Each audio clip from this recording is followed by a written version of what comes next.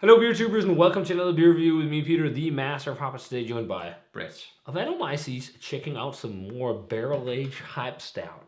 I don't know, is this very hyped? I don't care. I know it's going to be good because I already chugged a glass. Go on. So actually, I already did chug a glass of this, but not today. Actually, you did. Not today. But we're checking out none other than the Veil's Apple Brandy Barrel-Aged Sleeping Forever.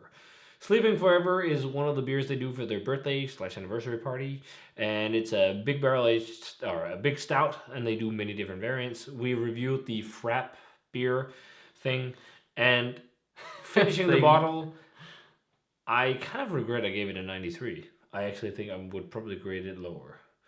It still tasted good, but it was just a bit too much. It was a crazy beverage. Yeah, it was a crazy beverage. Yeah. That's what it was. Yeah. But Apple Brandy Sleeping Forever is a... Oh, it's hard to read here. 13%. That's what I would look for. Yeah, okay. Apple Brandy Barrel-Aged Imperial Stout. No adjuncts. Yeah. And the reason why I just said I already chugged this is because Brett... This is his second bottle that we're cracking. Yeah.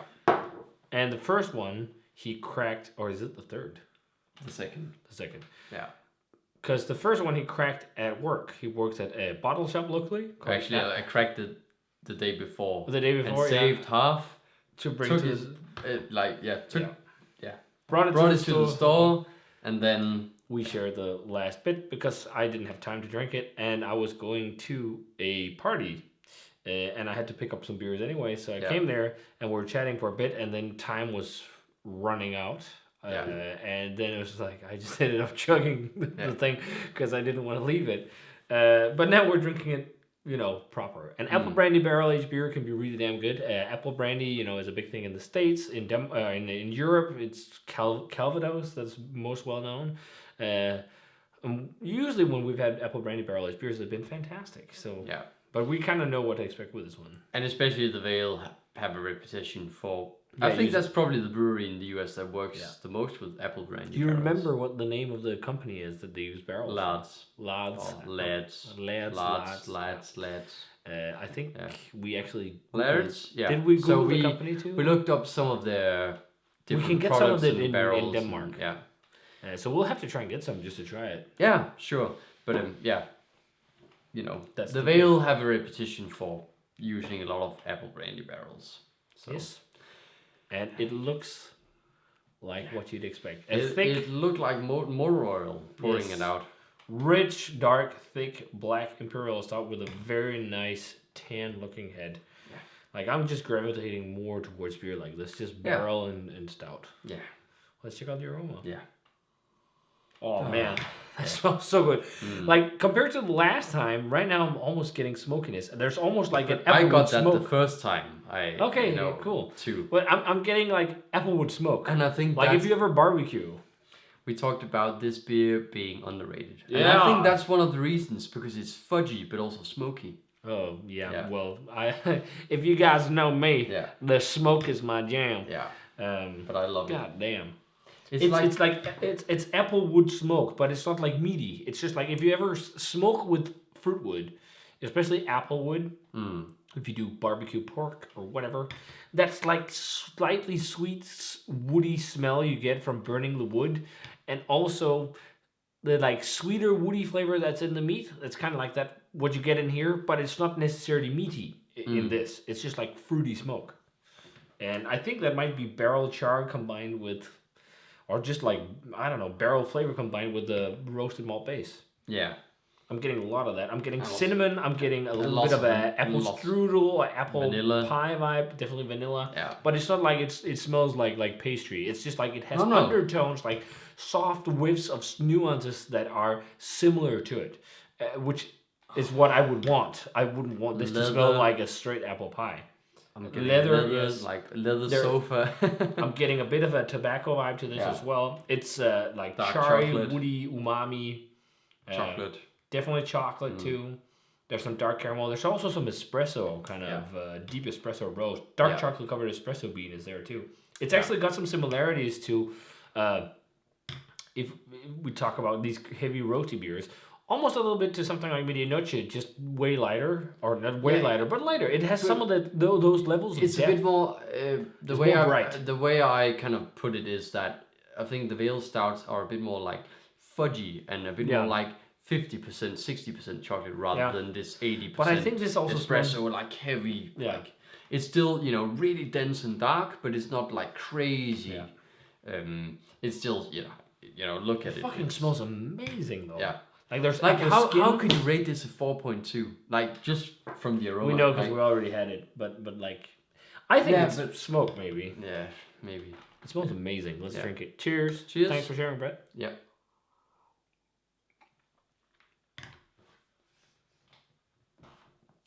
Do you know what this reminds me of?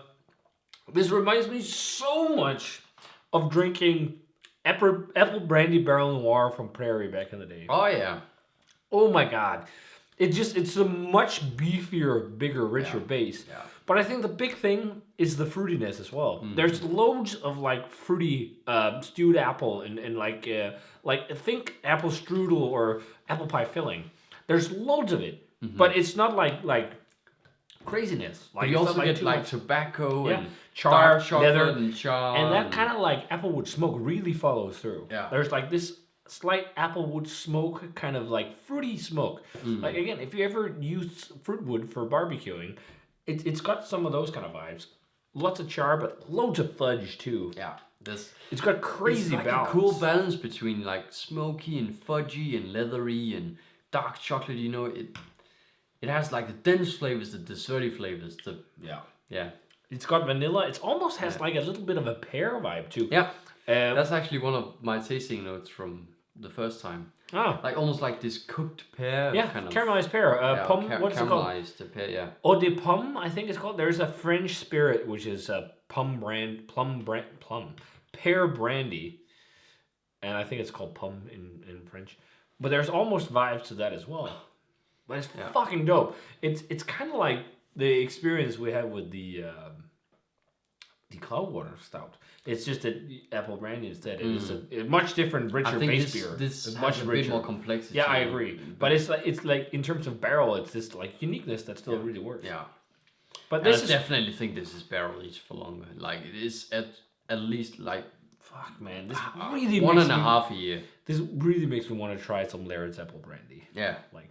That would be amazing to try. I think what we can get was called Applejack though, and Applejack is not the same. No, that's the slightly cheaper product, but I think we found out that we could get the like regular like apple brandies. I think so. We should we didn't have to pay much more.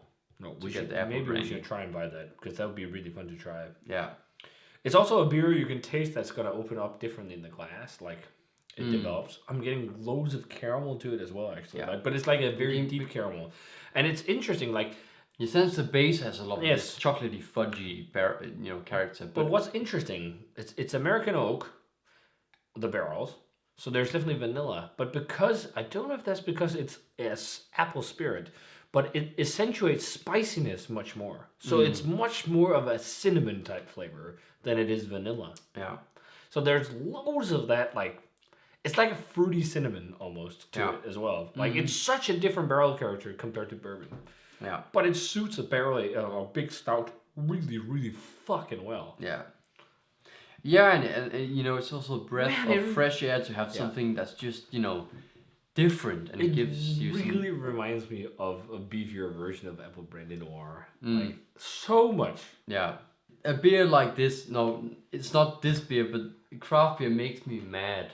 When a beer like this has an average of like 4.24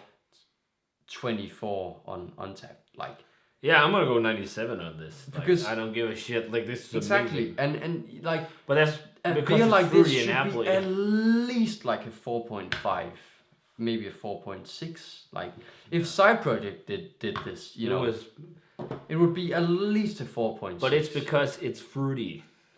Yeah, people but it's don't. Like but it's fruit. It's not like super like no. But I think it's hard for some people. Yeah. Like, and I think it's also because the audience who drinks Veil beers want those frap, crazy stupid beers, like the one we had the other Sleeping Forever. Whereas this is just miles. They've gotten used to crazy pastry stouts and I'd sours. much rather drink this. Yeah. This is awesome contemplating beer. You know, but you've seen people on your channel say that, oh, the ale's just gone shit, and like all the barrel stouts are just drain poured them, and like this proves that absolutely the Vale can produce great world class Imperial stouts that are among some of the best.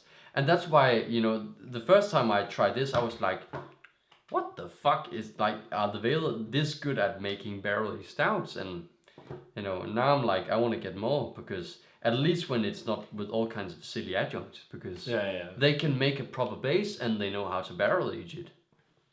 So, yeah. But yeah, I agree, like, high 96, low 97. Yeah, it's something like that. Like, yeah. It needs to be at least a 4.5 in average. Yeah. I think I'll put it on the same grade as well as King of Darkness. I think I enjoy the same amount. It's just like this is a much different type of beer. It's a but much in different level beer, of enjoyment, it's the same. I think. Yeah.